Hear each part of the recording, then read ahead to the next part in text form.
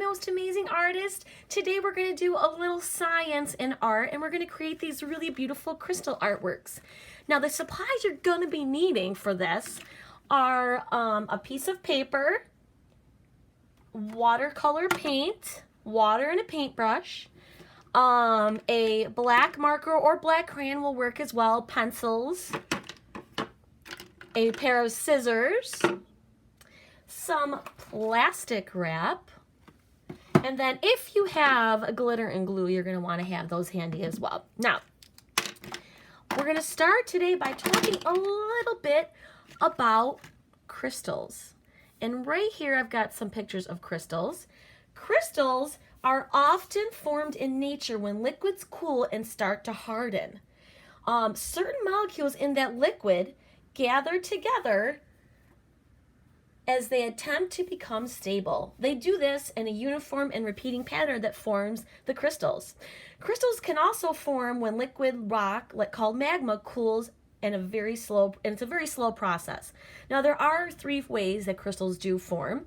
1 is from a vapor, 2 from a solution, and 3 from a melt, such as condensation. Did you guys realize that snowflakes are actually a crystal? They're formed from the condensation. Now, so I just want to show you those crystals again. That's where this image is coming from. Now, sometimes crystals can take as little as a few days to form and can lead up to thousands of years as well. It's a very slow process often. You can see that when they form in caves, it takes years and years and years and years for crystals to form.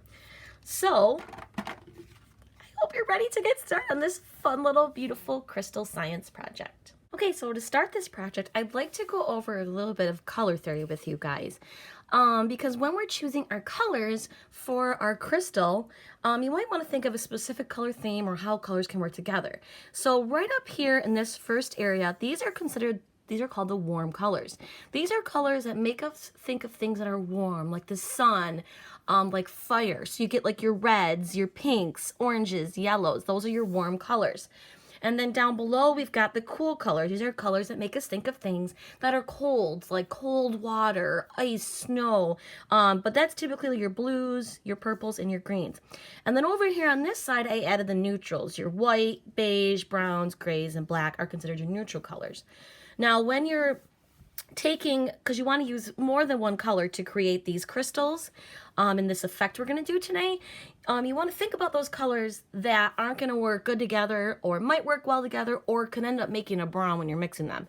So when you look at these colors, your safest bet is to kind of stay in the same color families of the warm colors or stay with the cool colors today or maybe just stay with the neutrals. That's kind of up to you. All right, so I'm going to take my paper now. And what I'm going to do is I'm going to do a little wet on wet like we did in past videos. That technique where you wet the paper with water first. Now for this, I love to do the cool color family. And I'm just going to start just throwing color all over the paper. There's no rhyme or reason to this. You don't have to do this any certain way. Rinse this. I'm just doing cool colors right now. That's the colors I like to kind of stick with when I do crystals. That's just my preference. But you can do any color you want. Now, get that purple in there. Let's see, let's get some green. Some fun, like lime green, some yellowish green. Oops, I'm stuck in the orange there. Now, the more water that you use with watercolor paint, the lighter the color will be. So, like, if you don't have pink, but you really want a pink, you're going to have red in the watercolor, so just add a lot of water to the red and you'll get a pink. Same thing with black. If you want a gray, just add a lot of water to it and you'll get a gray to the black. And then also, the less water you use, the more vibrant, as you can see, those colors are going to be too. So, let's get a little bit more blue in mine. And I'm just kind of skimming all over the paper. Now, you don't want to overmix it and start going around. You'll just end up with kind of one color in the end. So just kind of play around with the color a little bit and stick color in other areas. All right, and I think that's how I want it. And now I'm going to take a sheet of plastic wrap. And you want a pretty good sheet. Bigger than your paper. Then what you do is you take it and you're just going to wrinkle it over the paper. So make sure that paint is nice and wet. And see what happens? It starts to create these ridges and this texture in the paint. Now that has to stay there and it has to dry like that. So you're going to set this aside, stop the video, and come back to it when this paper is dry.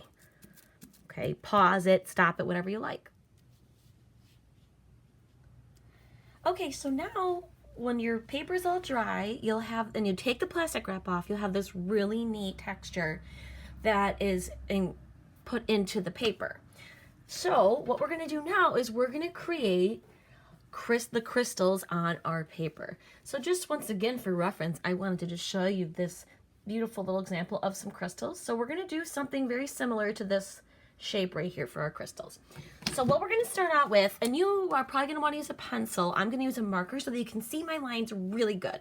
We're going to make like a cloud-like shape down at the bottom of our paper because we're going to have our crystals growing from that area. So and now my paper is a little wet still, but I wanted to get you guys started on this. So I'm just kind of drawing like a jumping line shape, like a bunch of upside down, you know, U's basically, like that, okay? Like a cloud look. Now what I'm gonna do is I'm gonna create a line that's shooting out kind of diagonally from all around. They're gonna shoot up,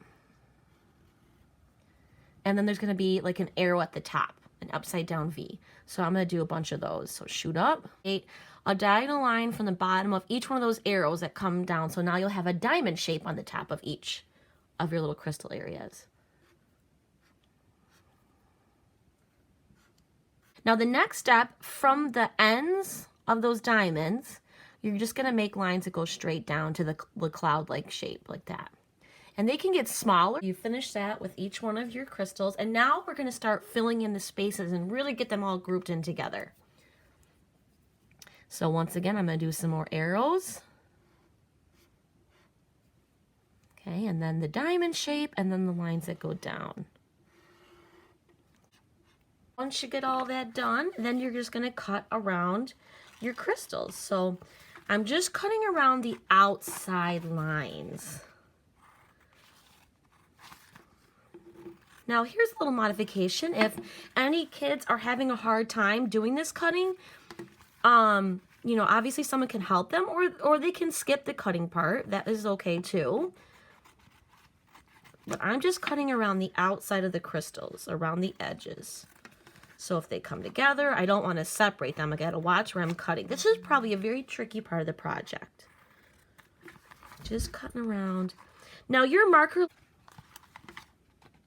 Alright, so I went ahead and went over my marker. I dried my picture a little bit. What I did was I took a hair dryer and dried over my paper so that I could go over with the marker a little better for you to all see. Now, you don't have to add as many crystals. They can be bigger. The next step is something you do not have to do, and you might not have the supply for, which is glitter.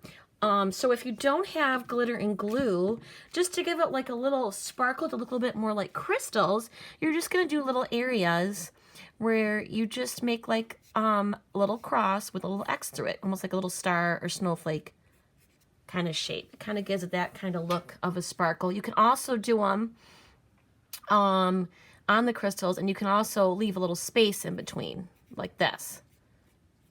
And that gives it like a little shine look too. So if you leave a little space in between those, like this, gives it kind of that little glisten, little shine kind of look to it. So you can do that if you want to. You don't have to add that detail, but if you have the glitter and glue, that would be the last step. And I'm not going to cover this in glitter. It's just going to, what we'll end up doing is it'll cover all the paint we did. So I'm just going to add little areas of, so what I'm going to do, I'm just going to take my glue and give it a little, you know, around a little few areas, some on the crystals and a few spots. But like I said, I don't want to cover everything I just painted with glitter. I just want a few areas, okay? Now, when you shake the glitter over, you're going to want to do this either over like paper or a paper towel, or over the garbage is a great place at home. And I'm just going to take it and just sprinkle it on my little spots where I put glue. And you can have glitter in any color. I have a really fun white glitter, which works out perfect for this. And then you just shake it off onto your paper, not on the floor. And then there you have your little, just a few areas of glitter. You can see that. And then you just let it dry, and there you go. So, and there you have it. So that was our science-inspired art project for today. I hope you enjoyed it, and I'll see you tomorrow for the next project. Bye-bye.